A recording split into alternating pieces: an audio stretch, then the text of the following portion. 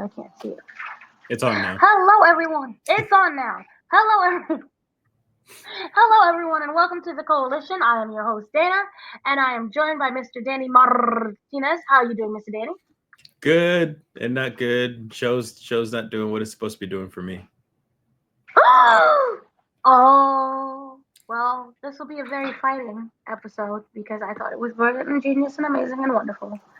But, Mr. Comic Book Lore over here is unable to accept change and to realize that this could have been a lot worse. So Agreed. He's just ungrateful. We will break everything down from episode 4 to episode 8 is what I'm thinking. So yes. So just kind of tell me your overall thoughts now, because now I want to know what was so bad about the great Daredevil. I don't mind slow burners. I don't mind slow starters, but this is unbearable. It's been unbearably slow for the most part. We've talked about this before. Character development's important. I get it. But it's also Marvel, and you're dealing with a street level Daredevil guy, and we've seen him in the suit once since after the first episode. You only see him once up until he fights Muse. There's just a lot of just filler, not filler. It's just a lot of like talking and a lot of just like prison stuff, and it's so freaking slow. And the way that they introduced the way that they marketed the show was that Muse was going to be the big bad, and then the way they introduced him was dull as all hell. And I know we'll get to it at some point, but episode 7 shit happens to Muse, and there's no follow through with it. Like, not much happens. That's exactly how I was feeling for most of this episode. Like, I'd be on my phone and I just ADD, and that's not a good sign. If I got ADHD, so if I'm focused on a show, it's because it's good. And I've been drifting off here and there many, many times throughout the show because I'm just like, when are you gonna freaking get to like more Muse stuff or more Punisher stuff or Daredevil in the suit, more fighting, more action, more this, more that. And I'm not saying it's a bad show. It's a lot of good character development, dialogue, and story, but like, this is not the Marvel show that I wanted at this point. Wow. Okay. You know what? There are things that I completely agree with, and there are other things that I cannot judge because it happened differently for me. I cannot say that the show is moving slowly because I got all the episodes at once. Mm-hmm. So I was just able to go through the season and be like, oh my God, I didn't have to wait that week or another week or pause in between and hope nothing is spoiled online, because I did have that kind of luxury. So I cannot attest to that. But I do know that for me, I like the show. It would drive me crazy. Weekly binges, not binges, but like episodic TV, because I've been spoiled just in general because of streaming. It drives me crazy. Like The Pit, like for example, I love The Pit, but it's like, when's the next episode? I can't wait. I'm like a little crackhead. So I can understand how frustrating it will be. For me, I am a person who likes action and dialogue. I like character development and, give me some purpose. So for me, I will say I like the fact that we are reestablishing the character within this new world that he is in. Because from episode 1, it said, hey, a whole new world. Things have changed, gentrification. But you have 3 other seasons for you to go through and already establish all that. Like, it's treating viewers as if we've never seen a Daredevil show before, when in fact anybody can go onto Disney Plus and go watch the previous seasons. Right. I don't know what I fear this is that I don't know how much of a chokehold the executives have over the writers. And we've seen that multiple times before, where the creators will have something completely amazing and planned out and, it's intricate with stuff. And then the executives come in. I'm like, no, we don't want that. You have to do this and this and this and this and this and this.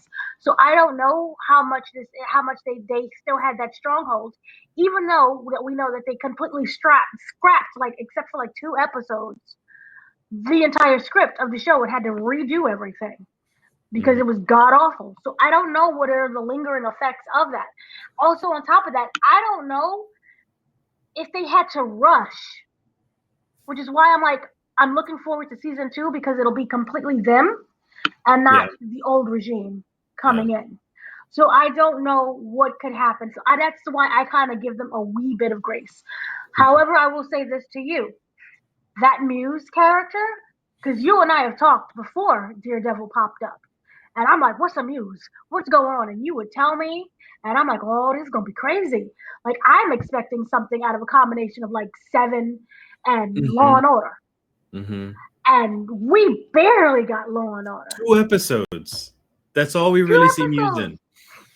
And that, to me, is disappointing because I'm reading and I'm like, oh, there's blood. He's going to use human blood and bleed out the victims. And it's going to be the psychological thing. And it's art everywhere. And like, remember, I think it was like episode 2 or maybe episode 1 when they like did this sudden jump of this art piece. And I'm like, oh, that's Muse. It wasn't no Muse.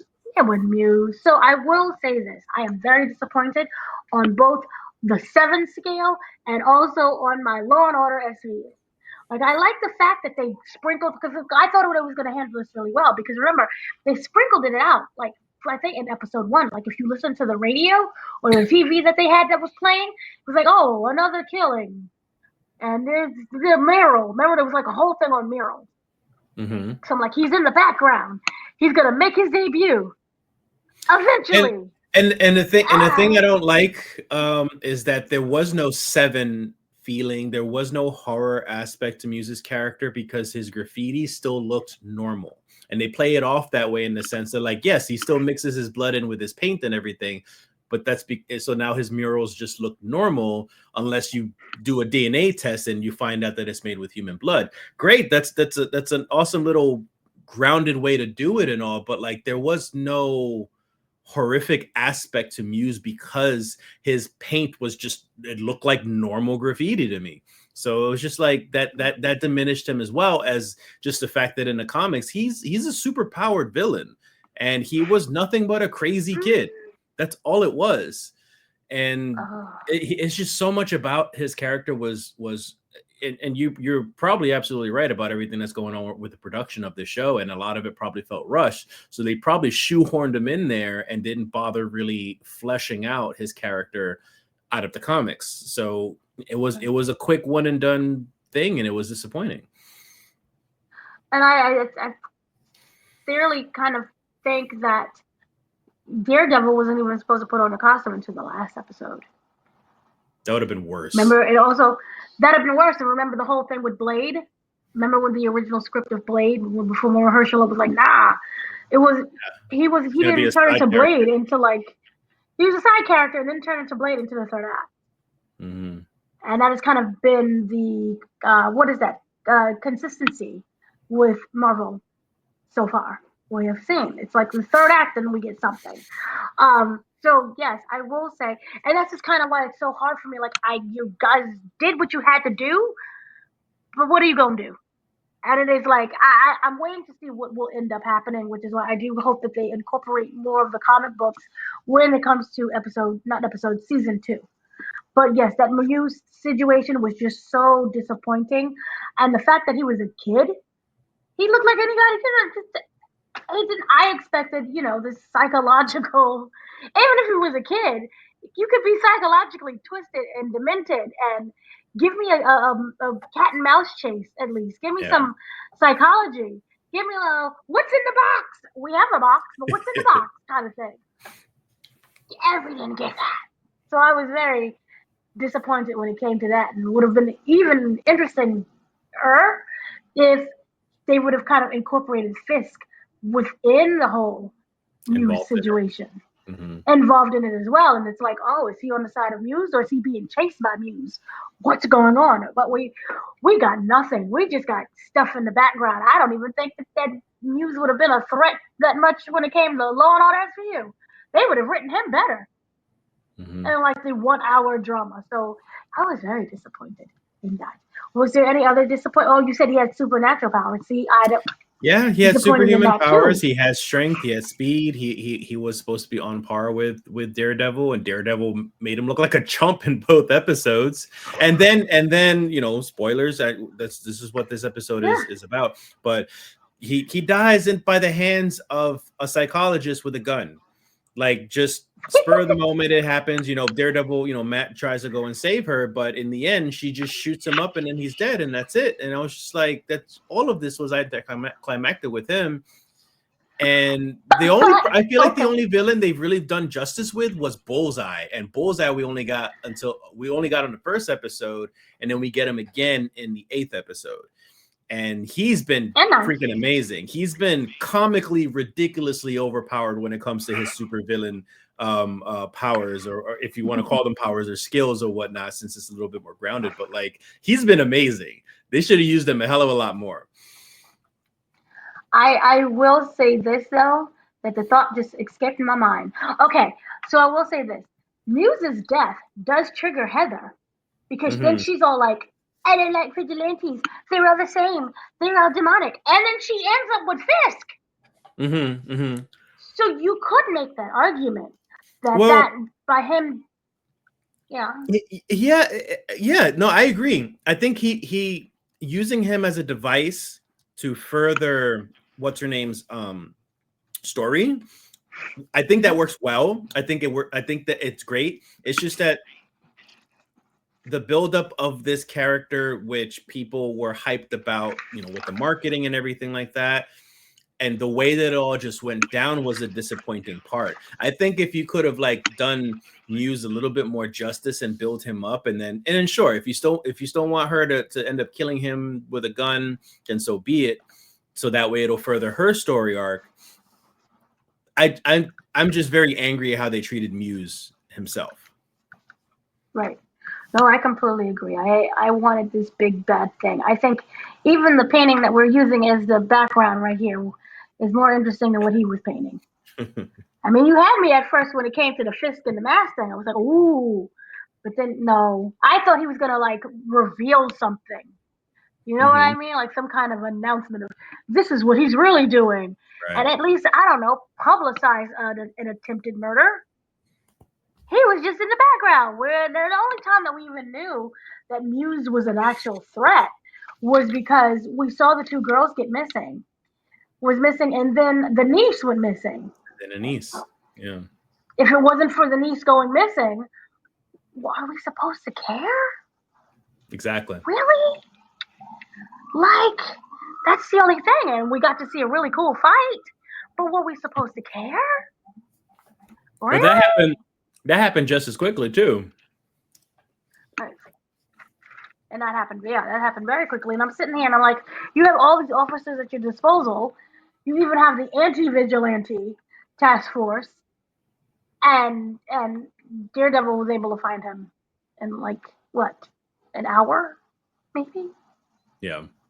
It was very frustrating for me. But yeah, so then kind of we're skimming over some things, and then of course, if anything, you know, fascinates you, let me know. But we had the whole Heather situationship where she is still keeping, you know, it's secret that she is the therapist for Wilson and Vanessa, and they're still going through it. Do you care about the relationship of Vanessa and Fisk, and if they're going to couples counseling, and the whole revelation of Adam is alive? You know what? That's a tricky question, because I somewhat do care about it, but it's mostly because I think it's another good device on furthering Fisk's story arc as well, and his character. Because we talked about this before, and I probably like the last episode we did for Daredevil. One of my predictions was I think it would be great if Fisk killed Vanessa to prove how villainous and how evil he is, and we're seeing them kind of by episode 8. We're seeing them both patched things up a little bit more. Things are getting better. So it seems like the relationship is strengthening, which is disappointing in my point of view, just because, you know, I was hoping things will fall apart and he would go further into that stuff. And we also talked about on online, we thought Vanessa will probably have a hand in trying to kill Fisk, because we thought that she sent that guy, I can't remember his name, to assassinate him, but then Buck ended up, you know, in the shadows, just, you know, shot the guy in the head. And Vanessa was the only one that knew where Wilson was all alone in that restaurant. So she sent him down there, but she's playing it off right now that she sent him down there knowing that he was going to die, because he was kind of getting in the way. So she could be lying. She could be telling the truth. I still like that whole playing around with, like, you know, is she really a villain? Is she really with Fisk or against and stuff? So the relationship dynamic stuff is still pretty interesting, but in the end, I'd like to see Fisk more focused on his power and his goals, his dreams, and everything that he wants to do. So then, do you feel that Vanessa's a liability? Yeah. I think it kind of makes him look weak. Like, Fisk was a very feared man. And we already talked about his size before, him losing weight and everything like that. So, like, he's not even as much as an imposing man as he used to be. But now also his personality has been watered down, and not in the writing sense, but in the story sense. Like, he's trying to be a good person. He's trying to, like, restrain himself a little bit. So he's being a slightly goody and trying to do right by himself, I guess, and Vanessa, and try to prove a point and all that. But I think the whole relationship is just making him look weak, and he's not the Kingpin that we knew in, like, season 1 or season 2 of Daredevil. So yeah, I think she is. Did we get to the suit ripping? Why does it sound familiar? I'm not sure. Maybe. Okay, I think we did. Okay, yeah. Okay, so it's not a big spoiler if I accidentally spoil it. There is a moment where the suit rips. Mm-hmm. So for me, it's like, I view it as this for season 1. He was not who we thought he was. He did not come in, as the whole Kingpin. We already know the trauma he's been through, where he was shot in the head, or the eye. The eye is connected to the head. He was shot in the head. By his own niece. He does not like the children anymore. He is not mentoring anybody. He is focusing on himself.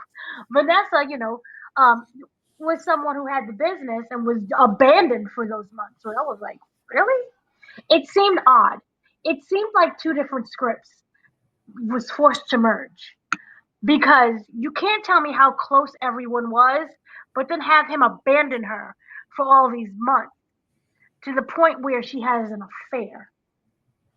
So that's where I kind of felt conflict. I felt that the Fisk of the original Netflix would have been like, I got shot.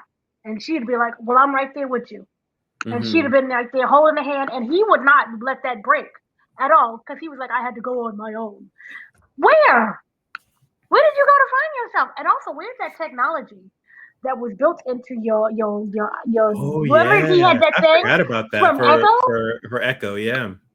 Because remember, she was deaf, and he had that whole technology built in, so he could just talk, and she could do like this, and he understands. Where did that go? Very weird. But okay.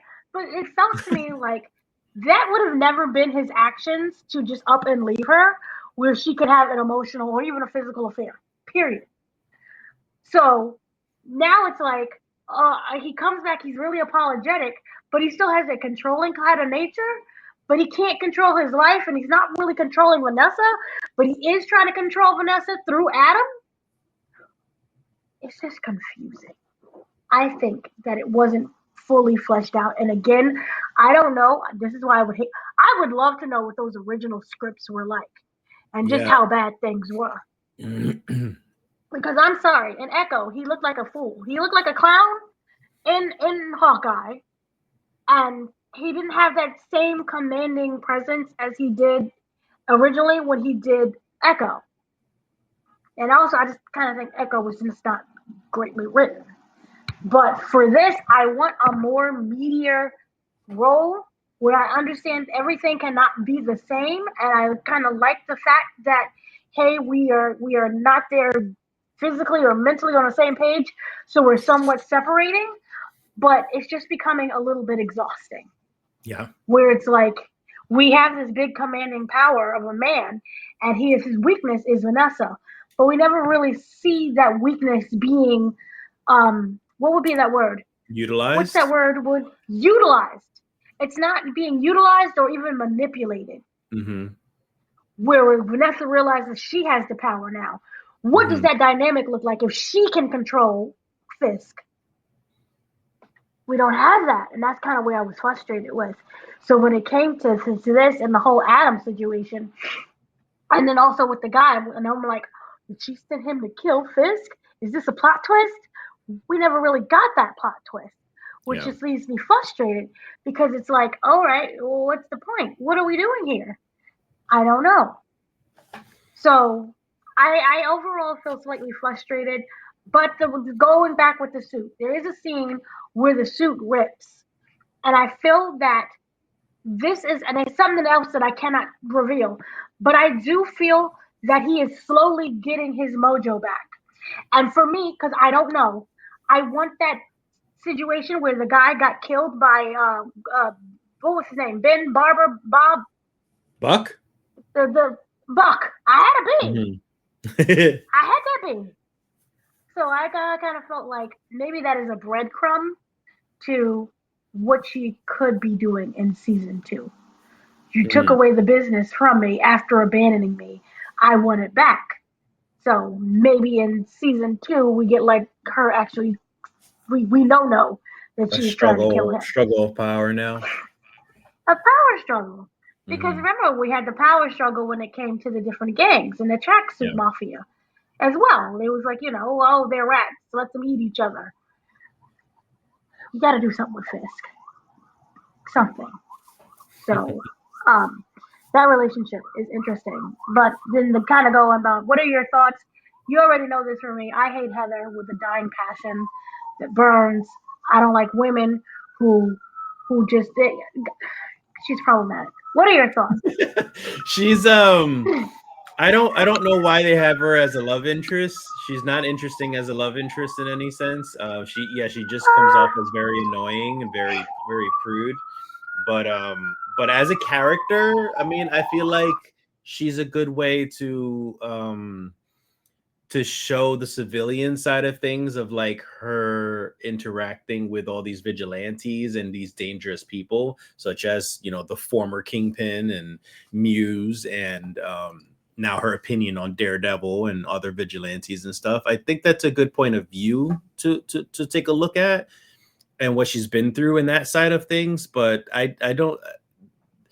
Matt Murdock doesn't always need a freaking love interest every single season, and every single season it's a different woman. Great, they're beautiful, talented actresses, but it's just like I'm very tired of that trope of just like they're just constantly finding this love interest, and then they have that conflict of just like, oh, I can't tell her my secret, it's too dangerous. What if I did tell her? Maybe I should tell her. No, I can't tell her. No. And it's just it's this old Batman trope or whatever you want to call it. It's sickening, and it seems like that was gonna happen in episode 8 too. Like it seemed like he was gonna tell her because she's very now adamant of like anti-vigilantism. She's kind of siding with Fisk, and Fisk is kind of manipulating her, and she's not listening to Matt when he's telling her all this. So I feel like that he's gonna try to tell her the truth to try to prove the point of just like, look, vigilantes can mean well, can be good, but I don't know. I don't like her as a girlfriend. Long story short. Do you know who had a really great POV when it came to vigilantism and Fisk and everything else running around in New York City? Anyone? Anyone? Night Nurse. Yeah, and she's nowhere on this in this season at all. Bring back Night Nurse. Season 2. Can we please get Night Nurse? Mm-hmm. I mean, we're having people getting shot. Just follow them to the hospital. Boom. Night Nurse. Yeah, I don't like her. I don't like her at all. I'm just the kind of person who's like, what's the purpose of a love interest? Unless it has to serve some kind of purpose. And is she like supposed to represent the people that's like anti-vigilante now? Because I just in general don't understand her purpose.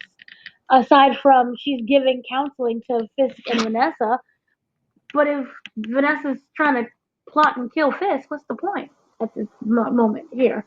Is Yeah. this all just to make Fisk feel better about himself? I don't know. I don't like her. I feel the same way about you, about what you just said, in regards to, oh, I can't tell a secret, but she must know, but I can't tell. It's something that, like, maybe if I was a kid, I'd be like, oh, the drama, Yeah. but Yeah. no, it's exhausting. Maybe this is the plus of Disney plus kids. So yeah, I don't know, but I do not like her. I find her to be very annoying, and then I find her entire reasoning because she's supposed to be this great psychologist who could be rational and understand different points of views, but then it's like no, no. I mean, then she allows Automatically herself to get biased now. Yeah. automatically biased, and she knows who Fisk is. It isn't like here's this random guy coming to become the mayor. She has the history of Wilson Fisk. He is a criminal. So by your own admission of vigilantes are criminals and we have to put a stop to this, what is Fisk? Mm-hmm. I'm just confused as to what we're doing with this whole Heather situation, and I think she's just annoying. And I don't know what part that we got up to when it came to episode 8. Did people get were there bullets ringing? No, just the one at the end of episode 8. So you have Bullseye attempting a shot at Fisk, and then Matt kind of jumps in, gets shot, and then it ends right there. Okay, so then my whole situationship is this. You know that Fisk is dangerous, and he would be even more dangerous than a random vigilante. She knows that Daredevil exists in this world, but now all of a sudden she's against Daredevil. It doesn't make any sense. And even if you say yes, and I said this previously, so I understand I'm contradicting myself. The whole Muse situation. To understand that vigilante is bad because it all affected you. Before time, you didn't really have anything to say about it. But because it affected you, you all of a sudden are able to see the light. But my part is also there should be some kind of rationale where you can like, okay, this is my experience. What are other people's experiences? Right. So that's just why I am thoroughly frustrated when it comes to Heather. I do not like her. I just in general do not like love interest unless it serves some kind of purpose. What is the purpose? Why are you alive? Why are you in my life? Why do you exist? Ew. So that's just kind of my whole situationship there. So then kind of like moving on with that we had kind of like a slightly disappointment situation. What are your thoughts on BB? I'm disappointed with that too. I don't think they show enough of her in order to push her intentions and her manipulation. She's trying to figure things out and kind of like catch Fisk red-handed and things and whatnot. But I don't think they're doing enough with her. And I guess this is me being a hypocrite because I just complain that there's too much story and character development and talking and stuff. But like it's true though. Like there are some characters that I'm more interested in others, and BB was one of them because she has more skin in the game over everything that's going on, and they didn't really utilize her that much. Well, she is the uncle to, I mean, not uncle. She That's is the the niece. niece. She's the niece to Ben Ulrich. Hmm. Yes. She's a niece to Ben Ulrich, who was murdered in the first iteration by Kingpin. Yeah. So what I do appreciate this is that she is someone who didn't show her cards. She doesn't show her cards. Okay. So we don't know where she's coming from. She could be that really young, eager, reporter who's like, hey, I want to get the scoop. I'm the BB report. And you see that she is kind of what I don't know this child's name is James Gandolfini's baby, his boy, who looked just like him. So she is friends with him in order to get a way in. The thing about Hmm. her characters, what I kind of like is we don't know which side she's on. We don't know who she's playing. Is she young and naive, or does she actually have a purpose? Is she that investigator? I kind of wish that they didn't make her so young, but I guess it was to match the age of James Gandolfini's son, whose name I can't remember the character's name, but he was Me the neither. campaign manager. Yeah. But you know who I'm talking about. Mm-hmm. James Gandolfini's son. It looks like him. So for my thing is like, did they make her the same age as him so that there would be some kind of way in? Because if you're like a older cougar, hey baby, let's go hang out and get some pizza. I don't think it works. And it becomes a whole different show if he's like a man. It's like, hey baby, let's get some pizza. I don't know. Or he could be like a season older. But then again, if he's seasoned and older, I don't think that he would be so much under Wilson Fisk's wings because Wilson sees her as being young. Yeah. And therefore, there's a lot of blind spots that she could have by being young. And she could be easy to manipulate when it comes to Wilson because he does need the power of the press. Mm-hmm. He does need the press with him in order to have that image of look at what he's doing. Because remember, she wrote that positive story about him before. Mm-hmm. So it's, oh, look what we can do. But meanwhile, she can be like, hey, look what I did. He doesn't even know. I'm trying to get in, and now I'm in. So that could be one of the things there. I kind of like her. I do feel that I would love to know more about her than just the vignettes that we see of here's the BB report. And what do you feel? That's how I feel. And what's going on? So I really would like kind of like a fully fleshed out character. But I appreciate the fact that to me it feels like she's showing what she wants us to know as opposed to what is really going on. Kind of like the BB report, where really again, even the BB report is not even about her. It's about other people.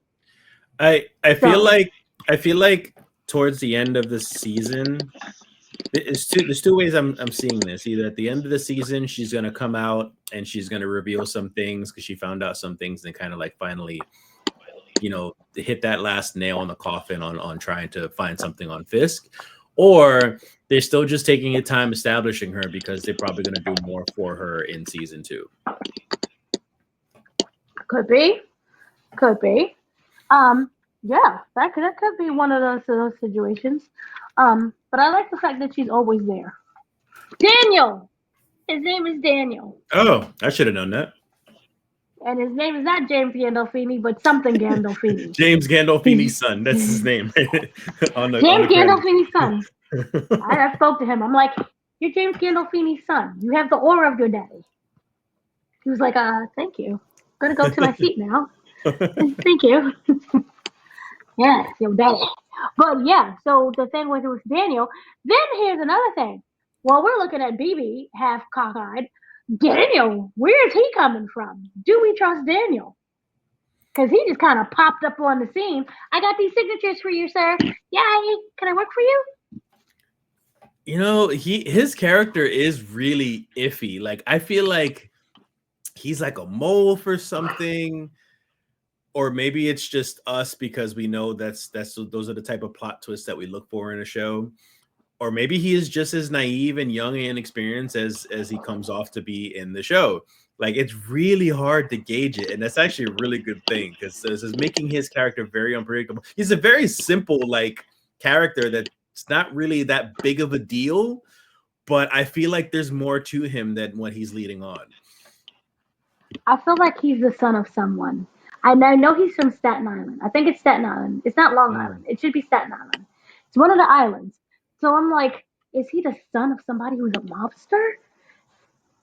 Is he, somebody there who's to enact somebody's revenge? Because it just seems like it's interesting. Because like you see that he's paired with BB, and he says to BB, as long as I'm in, you're in. So it's like, do they both have a separate plan that they're not telling each other, but it could end up being something that's merged together? I don't know. And like he knows all the secrets too. And he's out there also can be manipulative as well. Mm-hmm. And we know Fisk in this season is not like fully Fisk yet. So it's him. I think it's all about probably getting into the groove of things until we get to the next season. And then, but I just kind of wonder with certain shows, do you want to get into the groove of things? It's just very weird to me. What do you mean? Well, you know how they have to like reestablish a character and get into like their mode of who they See, are. that I don't agree with. For the new characters, yes. I get you need to Hmm. establish the new characters that have been introduced, but people like Daredevil or Matt and Fisk and Vanessa and Karen and Foggy even and Bullseye, all those people you don't need to establish because it's already been established in previous seasons. Like use that Hmm. time to grow those new people that you're introducing, such as Muse, or I know you don't like her, but Heather, or anybody else that's been introduced on the show. Like they're supposed to grow along with the cast that's already been established. And I feel like everything kind of just hit the reset button with this whole season. And I feel like it's insulting for the fans, is insulting for the viewers, because you can't just watch the other seasons if you're that interested in establishing more of a emotional attachment to these characters. The old ones, anyways. What do you think about Daniel being the mayor of the deputy mayor of communications? See, everybody's like getting that upgrade. He's slowly rising up. I feel like again he's got something he's got something going on. So he's slowly rising up, and I found it really funny. He even sounded more suspicious in episode 8 when they gave him that title, and he said, "I will do anything for you. I will. You ask me whatever it is, I will burn for you." And I was like, "Whoa, what?" Like this guy's like really obsessed with Fisk, but is he play? Is he just playing over Fisk's complex of being like this powerful person, or does he really feel that way? Like it's really hard to tell with this guy. I'm kind of wondering, like, is there a character that's like really obsessed that you know of in the comics, and that he's actually playing one of those characters, and it's not a new character after all? Because Nothing for like that, I Daredevil. when he said "I will burn for you," I was like, oh, Yeah. that's a bit excessive. So Uh, yeah, yeah, I will burn for you. That is crazy thing to say to someone. But yeah, I do not know where he is coming from at all. But that's just kind of like the great mystery of it. And it kind of does serve like they kind of explain in episode 8 that everything serves a purpose, and it kind of has the power versus corruption situation that is going on with the whole series, which is what they'll get into more of in the upcoming seasons. Fingers crossed. Um, but yeah, so we do have that, and then kind of on top of that, I really want to backtrack really quickly because I hated this episode with a passion. So I would love to know what your thoughts are. It would be episode um, it would be episode 5, St. Patrick's Day. Kamala Khan. It felt like that was the original script, and that I was wanted I to literally die. out loud after the episode ended, I was like, "What did I? What?" I don't remember the words actually, but I pretty much just said, "What the fuck? What is this? Like, what did I just watch? What did I just waste an hour just watching? Because I was expecting something to happen, and plenty happened, but something story wise to happen, and I was just like, "What is this? Is this supposed to just it was? Did I just watch a filler episode on a 10 episode season? Like nobody does filler episodes nowadays, and that's what this felt like." Remember Marvel One Shot, like back in the Mm-hmm. 2000s or maybe it was 2010s when they would do like the Coulson thing? Mm-hmm. That's what it felt like because it Mm-hmm. made no sense. It had no place at all in here, and it was just all the name Kamala Khan.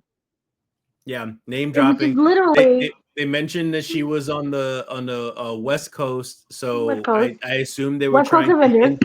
They're trying to hint at the West Coast Avengers stuff, so or the Young Avengers, if anything. So great, but all of it was unnecessary. So it just basically means she might be in what's that TV show? Something Man. It's not Method Man. Wonder Man. Wonder Man. Yeah. She might be in Wonder Man, which doesn't drop until like December. So if we're all alive by then. I worry about that show. Yay. I don't. I read like what it's about, and I'm like, this is kind of genius. But you have to be really, really smart to be really intricate with what's going on. Okay. And then like it gets a little too, yeah, kind of. But then that sounds terrible. Not really, but kind of really, but not really. But then that makes me like worried because it's like, oh, the writer of Rick and Morty did Quantumanium, so now I'm just sad. I did not know that. Movie. Yeah, they fired him. It was a terrible movie. So he is down. But no, he didn't do Wonder Man. Somebody else did Wonder Man. I'm not sure who did Wonder Man, but I'm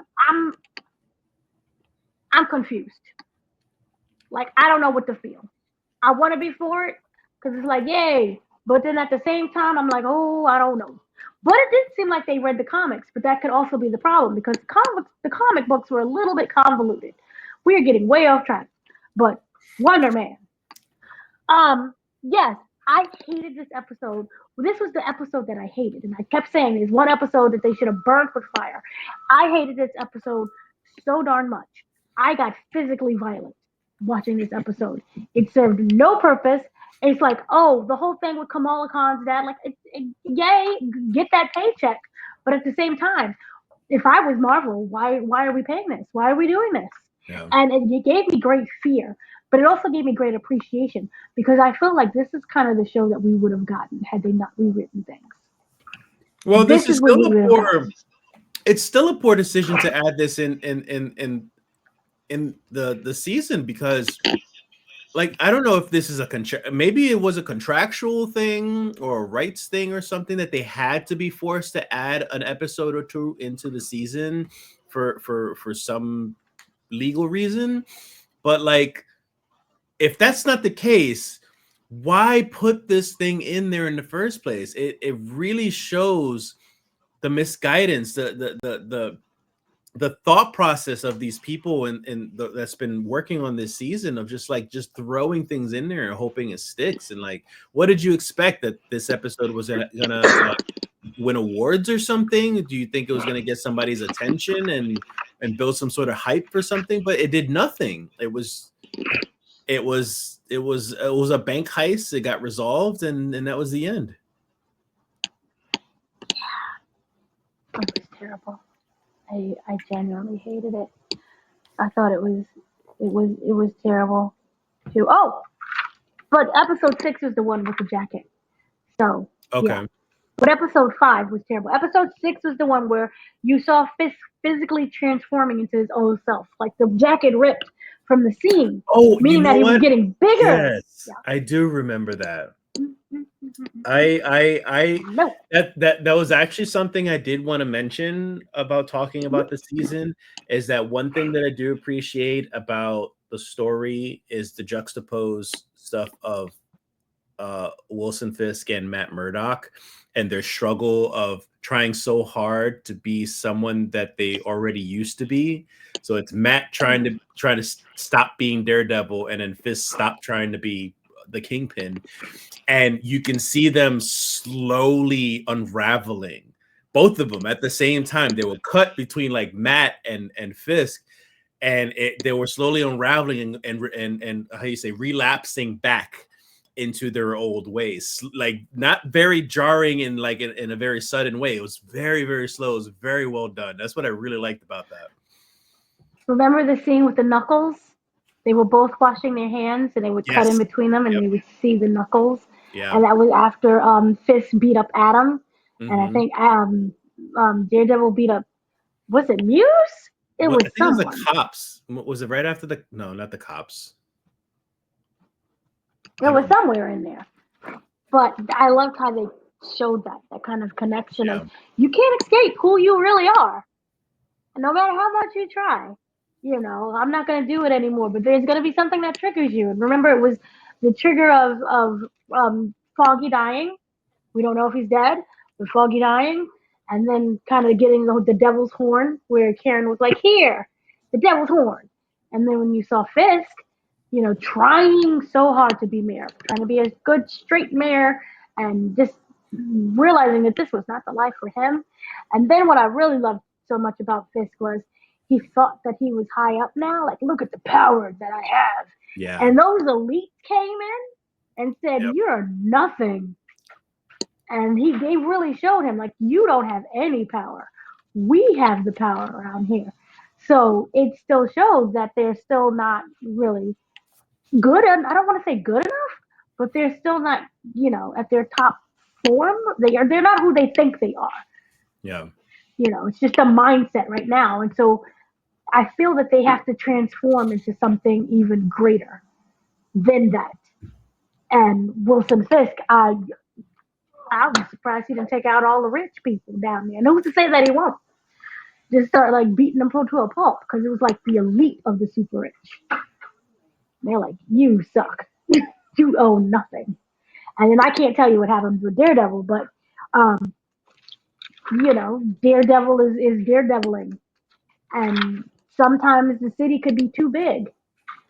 And it's who you choose to go after. And it's really interesting. That's why I kind of call them Batman and Joker, in the sense that they kind of need each other. Mm-hmm. You can't have one without the other one. You let Fisk run loose, no one's gonna stop Fisk, and then what? Yeah. Like, what is his ultimate goal and plan? And then you can't have a Daredevil without someone to chase after. Fisk is his arch nemesis. In a way, you can argue they created each other. So that's why I love those two kind of so much together there. So then another thing that was interesting was, I think you probably talked about this before. It was the kind of the definition of like the system itself being broken. In terms of, remember, we had the black guy who was arrested, and they tried to, yes, because you hated that. I remember you went on a monologue about your hatred for that. So then, kind of going in, what are your thoughts on Punisher? Because we got Punisher back, like the real Punisher. Did we really? He's a hot mess. No, but nothing happened with him so far. Like, nothing has happened. They hinted at him for episodes and episodes, and that's another thing also. So not only did we, it took so long for us to finally see him in a suit. It took so long for us to get Punisher, and that scene was very well done.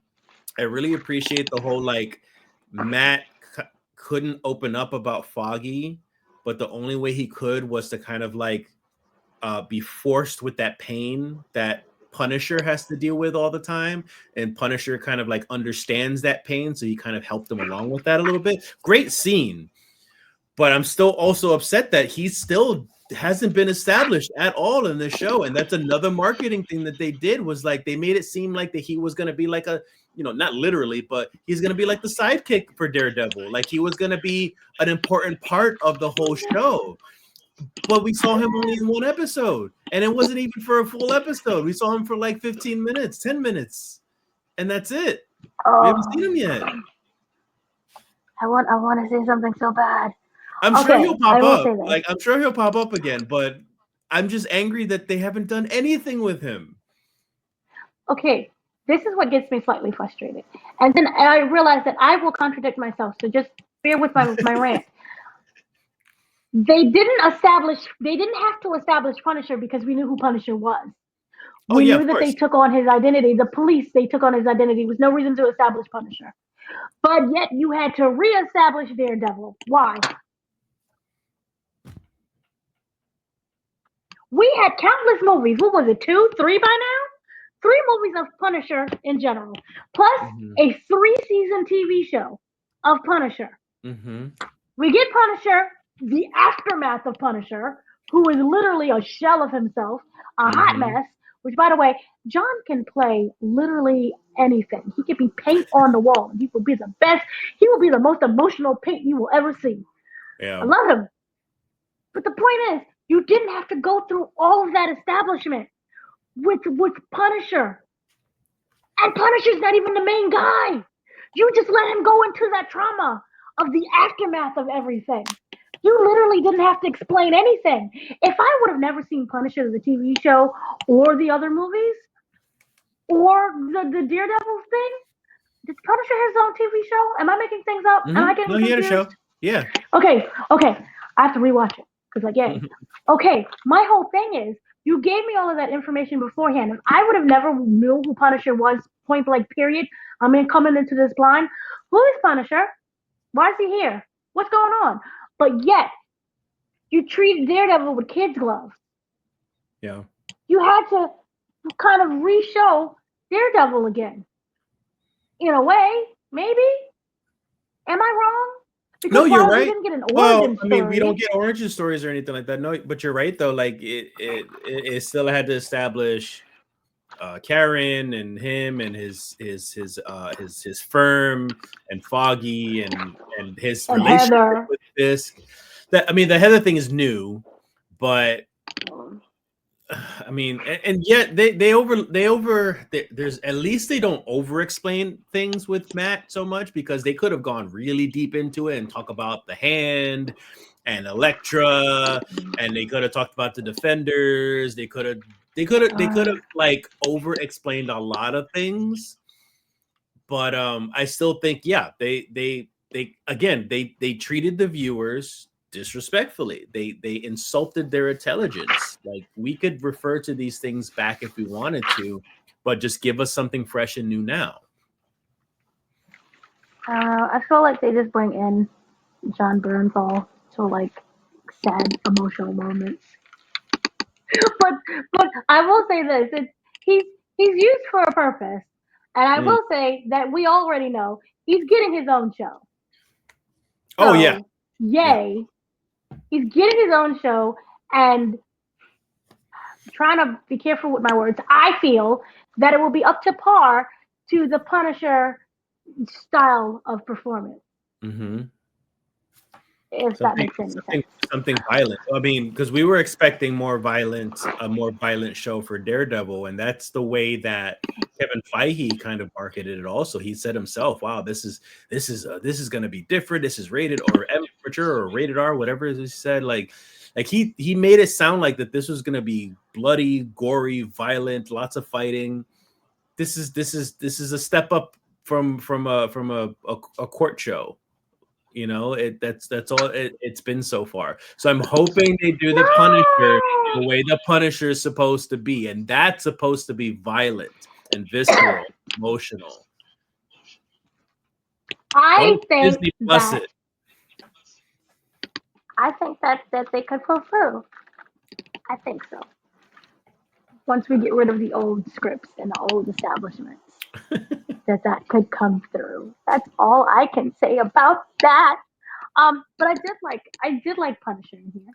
Again, he's going through his own thing. He needs a hug just as much as Matt needed that hug. But but I do like the emotional kind of emotions that they both brought to the whole scene thing. I thought it was really beautiful That's good. watching those two together. It was very good. And I also like the fact that they're in each other's lives without having to be in each other's lives. I don't need to Yes. see you every day. I don't even need to see you every year. But I Yeah. always keep tabs on you and I respect you. Don't do anything stupid. I'll be there when you call, but just don't be dumb. And that's kind of like it, I feel. Like that's like to me that's a really good relationship. That's a strong relationship when you can be like, I haven't seen you for years. How you doing? And it's like they, And they you just didn't miss a beat. didn't miss a beat, hot mess, crying all over the place. Understand emotional pain. So it works. So again, yeah. I want. What is it? The Adam of it all? So Adam was stuck in the basement the whole time. We didn't know whether or not he was dead. We didn't know anything. But Adam has been in the basement the entire time, and it was like, okay, he's gonna kill him. Maybe he's torturing himself. Instead, we didn't get that at all. What did you feel about the Adam still being around with us, and the fact that it wasn't Wilson that killed him? Got beat I, up pretty bad. it's another device that was very well done to further Fisk and Vanessa's relationship and their character arcs.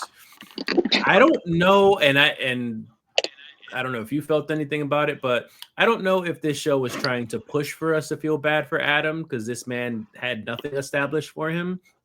So again, I think it was only meant as a device. So that was very well done, especially with Vanessa being the one to find out. Vanessa found out eventually that Fisk was holding him prisoner, and Fisk, being the smart ass that he is, he's like, well, I promised you I wouldn't kill him, so here you go.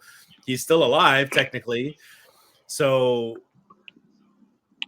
Adam, towards the end, he keeps saying, come on, please let me go, please let me go. And I don't think it was meant to be literal, like to Vanessa anyways. I think it was more of a just like let him go emotionally, and her killing him was kind of solidified more of their relationship, kind of just like, oh, I'm here for you, I'm gonna let this go. And and she shoots him and he dies, and that's it. So like, for me, feeling anything for Adam, I didn't feel a damn thing. But using him as a device for them two was done very well. Yeah, I thought it was very well done. I kind of wondered whether or not Vanessa always knew that he was down there, because that would have been interesting. But yeah, I kind of really liked that whole situation. I like the fact that we finally got, I really wasn't thinking about Adam like that. I was like, oh, he left. It's Fisk. He's either dead or he really did just leave and just up and bounce. It's like, no, he's in the basement the whole time. So I was like, oh, you're never like letting this whole situation go with Vanessa, which in a way slightly frustrated me because of this. I thought that by him still being in the basement, he was still resentful towards Vanessa. So he was always still mad at her. But he never showed that because he was busy being like, baby, come back. I love you, please. And she was the distant cold one. Had it been reversed, it would have been more of an understanding as to why he was still in the basement. But it wasn't that way. So the fact that he didn't kill him, I was like, is this like, it was a representation of him trying to be a better man. Yeah. Like, I'm not going to kill you, but you're going to be my prisoner until, I don't know, it could have been the end of time that he had been down there had Vanessa and him never like had that conversation that led them to the thing. But I kind of do feel that in a way it was also like a trust thing between him and Vanessa. Like, here's what I have. Can you trust me with something? It's like, oh, he's not a thought. Bang, bang, he's dead. So it was a really interesting dynamic that they played with that I do kind of appreciate that they did. So then, kind of running this off, then Bullseye of it all, his whole situation, and he's kind of what ends up happening in episode 8. He has been through a lot. They kind of frame him as this, assassin who was killing for a purpose, and then we kind of find out who sent him and what was really going on. So what did you think of him? I love his character. He does such a good job of looking so crazy, but his personality seems like so carefree, just doesn't care about any repercussions. Like, he's very good at just portraying all that while still looking crazy. The whole skill stuff, like I mentioned before, like his he's definitely a bullseye. Like, they definitely portrayed his powers very well. And still in a grounded way, if that's what they were aiming for, because they could have gone very more comical, like Daredevil movie, Ben Affleck. The dude who won the Emmy, Penguin. Yeah, Colin Penguin. Farrell. Colin Farrell. Yes, Colin Farrell's portrayal of Bullseye was a bit more comical, a bit more campy, I guess you could say. So that was fun and all, but like this Bullseye feels a lot more grounded. So I like what they're doing with him, and I feel like they should have involved him more as more of like a central, like, I guess, a villain. They could have like scrapped Muse the whole thing and could have just focused on Bullseye, because like I said, they completely disrespected Muse. So just take him out of the equation, have Bullseye more of a focus. I like him so much that I hope if they eventually do a sequel for like Thunderbolts, or I have mentioned also the Thunderbolts with the little asterisk, My theory is that I think they're going to change their name because the name is an asterisk and pending. I think they're going to be the Dark Avengers in a future movie or TV show or something. So I would love to see Bullseye, which in the comics, Bullseye becomes the Hawkeye of the Dark Avengers. I would love Bullseye to be involved in those projects. That's how much I like him. Okay. So then, kind of, because episode 8, he was like a big major plot point of this whole show, Yeah. and a huge part of episode 8 was like his episode, kind of. They show that he is still in prison, after everything, but we end up showing that I can't even say he escaped. He was allowed to leave, in a way. You think it was And planned? that's how we ended up. You don't think it was planned? Because he said, they took him from kind of like the private, I don't know what you call it, secluded area. Yeah. And then they moved him to Gen Pop. And he was like, I'm not supposed to be here. Mm-hmm. I don't think the random warden, not the warden, but the random guard can't do that. They don't have that power. I'm assuming. I've never been to prison, thank God. But I'm assuming they don't have that kind of power to just move people. So that had to be some higher upper call. And he does get moved. Do you think it's Fisk? It has to be someone Fisk does have like the people of the city of New York in his pocket, but the police hate him. That's another thing, though. The police genuinely hate Fisk because it's like, we arrested you and did all this stuff, and now look, you're the mayor. All of that stuff and people died. And that's why I asked, because if it was planned by anybody, I would assume the person of power to do that would be the commissioner. Remember, he got blackmailed, and he doesn't like Fisk, and he was about ready to quit. So I feel like maybe he made a decision to move him, knowing that he would escape, so that way he can go and assassinate Fisk. Like, that's the only other power dynamic I can think of that could affect Bullseye in the prison setting. Or maybe Vanessa, if she's still, playing both sides. But then that has to go with whether or not you feel like Vanessa was genuinely trying to kill Fisk. Yeah. And therefore Bullseye was genuinely there. So that would have been interesting. But yeah, they moved him from protective custody. And he's all like, I want to see Daredevil. I want to see Matt. Help me. So we do have that kind of whole situation ship going on over there, and kind of it's interesting because they do have like Matt and Bullseye come together, and that's the whole who's predator and who's prey situation. And that I think we got a conversation as to what happened during that event that occurred in episode 1. Please tell me. Sorry. Episode 1? Am I in the right space? Tell me if I'm in the right space.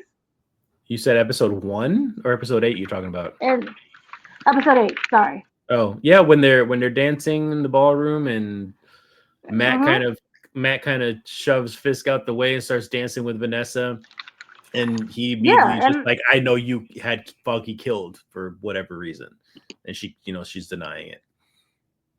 Yeah. Okay. So I'm like, I don't want to overstep. What am I saying? Yeah. Okay. So we do the. Yeah. He ends up. Remember, Bullseye does. And so it's all orchestrated by Matt getting him out, because remember, he ends up in police custody. Not police custody, medical custody, and we know that he is able to use anything as a tool to get out of the situation, because the Bullseye, you could throw it right there, kill you, and call it a day. So we do know that he does help Bullseye. Do you kind of agree with that? Because it's weird, because it's like you're helping someone that killed your bestie. I don't think he did that on purpose. Really? It was more, I don't know, because it was more just an emotional outburst, because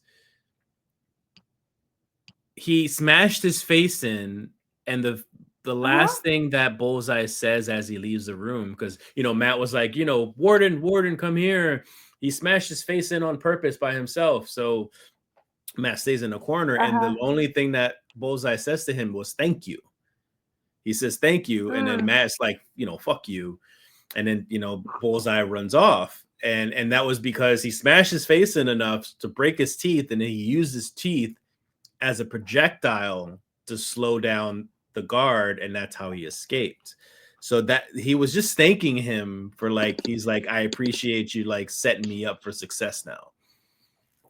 Right. I don't think Matt did that on purpose. But why would Matt even go to visit him? You killed my best friend.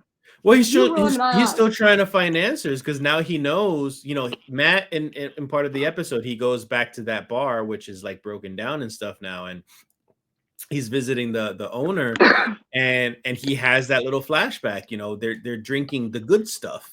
And he's like, no, that's not what he was drinking. And then she's like, that's what he was drinking, the good stuff. And Matt kind of realizes that Foggy was celebrating early because he knew he was going to win. So someone silenced him, and he's trying to find more answers. So the first person he's going to think of was the person that killed him. Yeah. I don't know. To me, it's kind of murky because it's like, I know that you want answers, but at the same time, well, you killed my friend. Mm-hmm. And so it just seems so weird. I mean, it's not weird, but I understand what's going on with the whole situation. So then, yeah, we kind of get to that whole big ballroom scene where everyone's dancing, and maybe a possibility that Daredevil is I don't think he's dead because we got season 2. They done already announced things. So he took the bullet for Fisk. Would you take a bullet for? See, this is what I mean by Joker needs Batman. Batman needs Joker. He's like, Batman hey, would do that don't absolutely do for the Joker. Batman would do that. So, how did you think about that ending of Bullseye? So, I think it's just. I mean, maybe you're the one that's right because you've already seen the show. Maybe something is planned between Bullseye and Matt, but the way that I saw it as I was watching the show was this kind of shows that Matt is still a good guy. He means well with his actions, and regardless of who the person is, he has to go and help him and save him. So he saw that moment and he was just like, I'm not going to let this happen. And he goes and takes a bullet for him, regardless of who that person was, which was, Fisk. So I think it was just a moment of just like, I'm a hero. I need to take this bullet. And that was pretty much it. Yeah, I think it was really instinctual. Yeah. It just so happened to be Kingpin. Yeah. Again, I don't really see him wanting Kingpin to die. Maybe die, but not die. Question. Yeah. Did Bullseye in the past know who Daredevil was?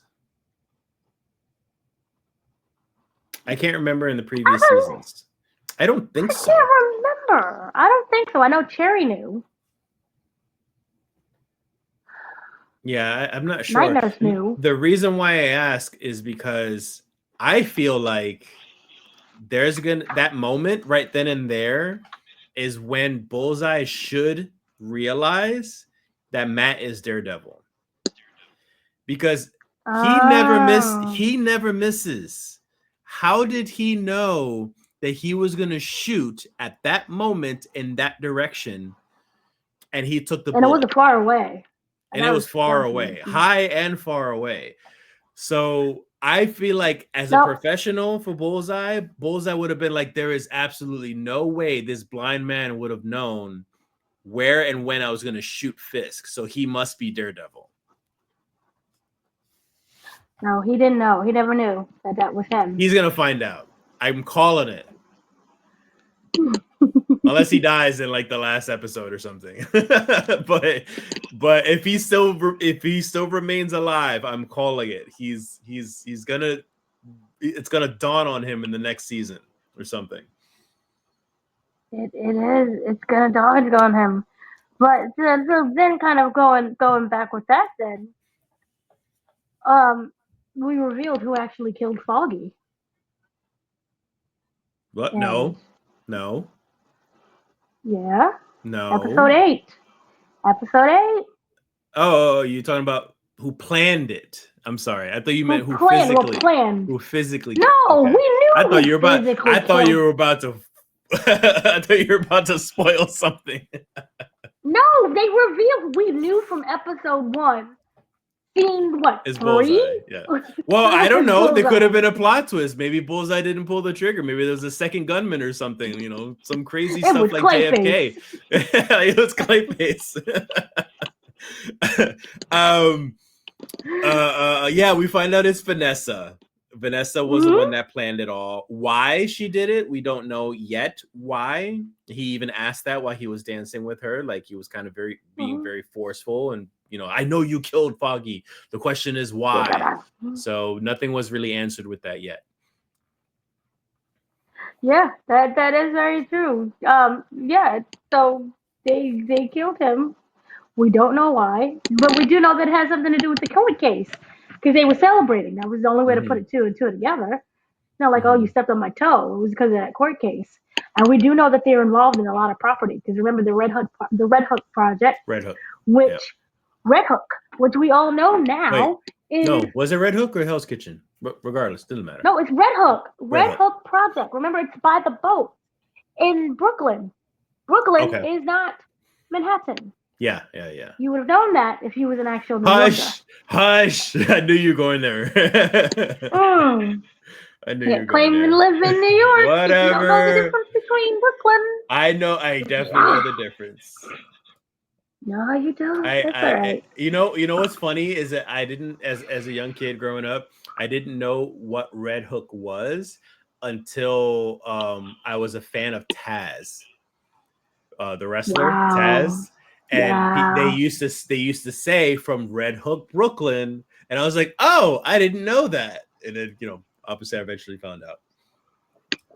A real New Yorker would knew at birth. I was a kid. Who's gonna be I ain't no kid from Manhattan traveling to Brooklyn by myself. Because you're not a kid from Manhattan or Brooklyn. You were a kid from New Jersey. So, had you had known, the Red Hook project was basically to privatize the land. It was like a what do you call it? What's the word for when you? It's a land that has like no thingy. This makes no sense. Okay, it's a land that doesn't have. Remember the sea. Remember there's a part of this. Remember there's maritime. So remember when you don't have to pay any taxes and it doesn't. Look, I'm trying. Okay, I'm struggling. And you just sitting there staring at me like I was so lost. All I heard was maritime. Maritime. So remember, there's the part of the dock of Red Hook that is basically you don't have to pay any taxes, and that's why they wanted to build it. I'm not a New Yorker. I don't know. I hate you. In the show, they explain the whole Red Hook. Okay, because I'm like, did I just spoil this again? Okay. That whole thing. I was wondering if that had to do with any kind of property because we don't know what the case was, but we do know that Vanessa is involved in a lot of properties. That was the whole reason as to why she was mad. Fisk came back and just kind of like got rid of everybody. And she was like, I built this whole thing without you. Yeah. What are you doing? So I'm kind of wondering if that has anything to do with the property that is being built that Daniel, he was showing off. Remember when they had that big meeting? And the whole part of the elites? He was trying to get money from the elites to build this area. And it was like, you are nobody. We owe you nothing. And then that's how we got Swordsman from Hawkeye. And I was like, this is going to be terrible. But until they kind of explained what was going on, I thought it was going to be like really terrible. Because I'm like, oh no, we're going to get Hawkeye and that little girl. But we didn't get any of that. We just explained that he was like a billionaire. So, yay. So I'm wondering if it has anything to do with connection of that. But how did you feel about that whole revelation that it was actually Vanessa and at Wilson, and Wilson actually kept his promise to Daredevil because they're besties? Yeah. Proof that Fisk wasn't lying. I think it's a very good twist that it was Vanessa because now not only is there that dynamic with Fisk and Matt, always fighting with each other in some sense. Now you got Vanessa truly in the mix, because in the previous seasons, Vanessa was always like a side character. She was kind of just like the wife or the girlfriend or whatever. And she was slowly finding out what Fisk did and everything, but now she's deep into it. So now she's kind of embedding her life into Matt's life, and now it's almost like a triangle. Now it's turned into a triangle because now Vanessa's like very much involved in Matt's life. So it was really cool. I hope there's a more cooler reason why she had him killed rather than just real estate bullshit, or property bullshit, I should say. But I know they're just still keeping things grounded, so it is what it is. It is what it is. Yeah, I kind of liked it, and I like. Speaking of grounded, I like the groundedness of it. So, boo-hoo with that. Except for that diamond episode, which was terrible. But I like the groundedness of the show, and it kind of does go to show you, that they are trying to create, eventually, the MCU is trying to create these different kind of, superheroes, where we do have, let's go to space and fight, Thanos, and some Void Sentry dude who's literally just snapping people ash. How do you defeat someone like that? That's crazy. I don't think they are. Okay. But so it shows that, and it has like realistic stuff. Like, hey, the rent's too high. I can't pay my bills. There's a serial killer around the corner who's using blood for people. Oh no, this guy got shot by a guy they call Bullseye.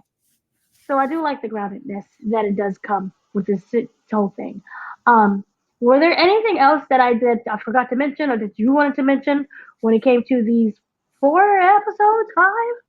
Yeah, no, I think we covered everything, and every all the characters are revealed, the disappointments of it all, and the good parts to it as well. Yeah, man, just Muse. Muse is my biggest disappointment of the whole thing, because I thought that was supposed to be a big deal. So, but I think we mentioned everything. Okay. Well, I think that it is still a good show, especially considering what we've gotten from MCU in the past. Secret War. Exceptional. Not Secret Wars. Secret Invasion. It's god awful. That was a good show. What? That had a lot of promise. Say that while making eye contact. I thought that it had a lot of promise to it as well. Still not even giving eye contact. Look at that. It was a great show. You were like, you literally just went, it was a great show. No, it was a good show. Yeah. It had parts that was good. There wasn't every part. Yeah, there were parts of a show in there somewhere. Samuel Jackson was in it. Stuff happened. Samuel Jackson was bad in it. CGI. Stuff did happen. Sure.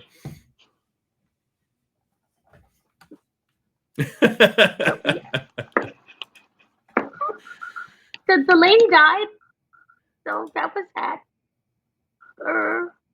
But yeah, it's better than Secret Invasion.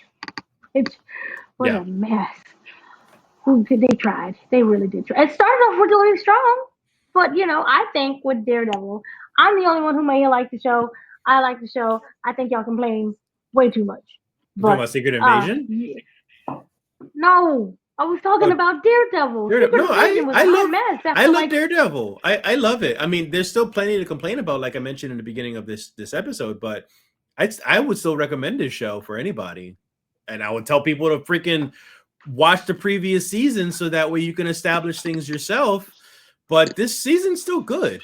It's just there's a lot wrong with it that I'm not happy with, but it's still a good season. I completely agree. I think it's a great one. I think the finale is going to be fantastic, and I look forward to what people have to say. And then also remember, there's still a lot of hanging on to the previous script, so it's going to be bad, but it's not bad. So I have some kind of promise when it comes to it. So then, is there anything else that's everything then? Yep. So then, I guess we will try to see you guys during the finale. After the finale, and then he can cry for like an hour about how terrible that was, and then not know where Red Hook is. Probably. I better get Daredevil in a suit. I'm gonna be pissed. We'll see. So have a great day. A great day, afternoon, evening, whenever you're catching this, and we will be back with some form of emotion from Danny Martinez. So, peace. Hey.